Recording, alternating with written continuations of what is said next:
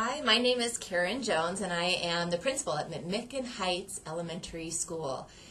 This is my first year at McMicken Heights, but I have been with Highline School District over the past 15 years and have had actually the great pleasure of working with team members in our district to learn about positive behavior and intervention supports for 13 years here in Highline School District.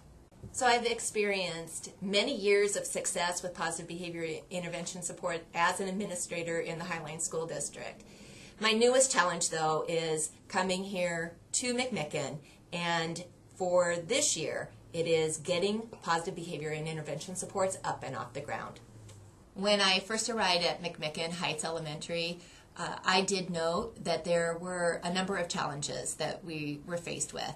And one of the things that first occurred to me is, as I dug into our data that has happened over the last several years, what I realized is that our staff was saying the biggest problem that they have is disruptive behavior in our school, that our parents had shared concerns that students were getting bullied, that they were concerned about the type of level of talk that students might have with one another, and also just whether or not their child was getting what they needed when they were in classroom because of disruptive behavior. When I looked at our really specific data, what I noticed was at least 2 years ago, we would see coming through the office 7 or more referrals on any given day. And of course that's concerning. I noticed that some students, probably 5 or 6, had 10 or more referrals in a given year. And one student actually had 17 discipline referrals. So when I came to the staff, I said, what do we need to do? The staff talked about 3 levels of behavior that they were noticing. If you think about it, 95% of our population probably may have 1 or no referrals at all. And so we were looking at that. Then we were looking at students again with these, 3 or more referrals. And what were we going to do for those kids? And those might be minor incidents, they could be major, but then we had that smaller number, as I mentioned, the 5 or 6 that were coming in. And when you are a student with 10 or more referrals, that's concerning. And the teacher said, we need help. What can we do to solve that? Yes, there were challenges, but as soon as we got our PBIS systems in place, we started to see some improvement. Hi, I'm Tricia Robles. I'm the PBIS coordinator for Highline School District. And I've been implementing school-wide PBIS in our district for over 10 years. And we've really seen great systems level implementation with multiple schools. We now have 30 schools implementing. We were one of the first demonstration sites in our state, but we really couldn't get to this broad capacity without the training and the support of Northwest PBIS.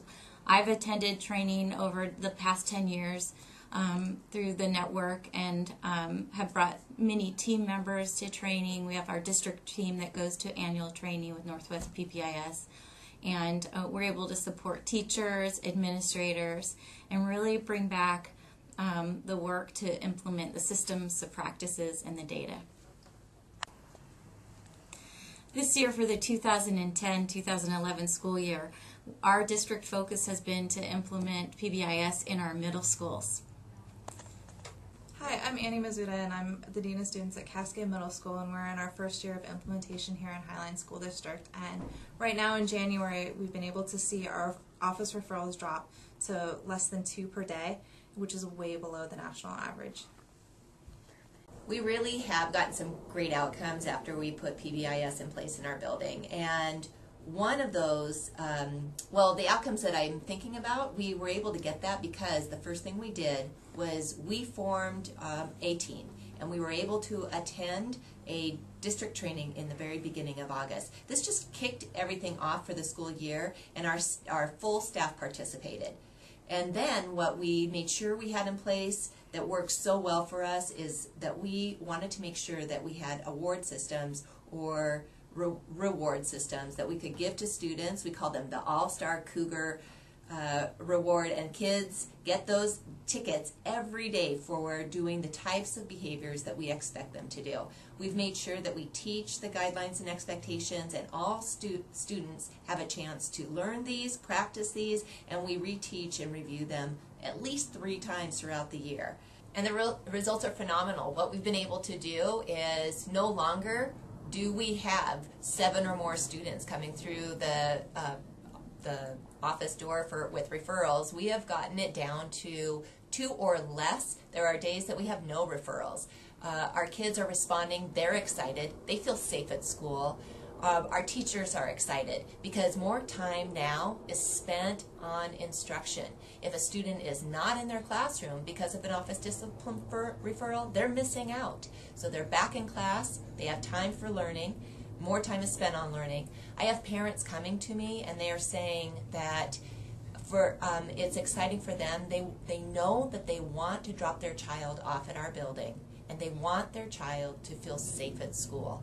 And what I hear from parents is that they can feel it the minute they walk in the door. So this is an exciting place for kids to be. We are going to continue with our efforts to reduce the number of referrals, to continue with the positive behavior and intervention supports that we know kids need.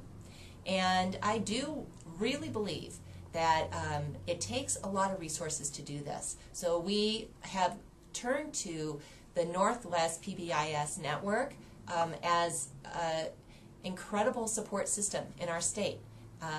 It is often here that I can send teachers for training.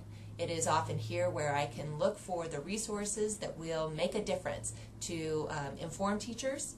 And I know now that as this grows in our state, that it is going to make a difference not just for the kids at McMicken, but for the kids across Washington.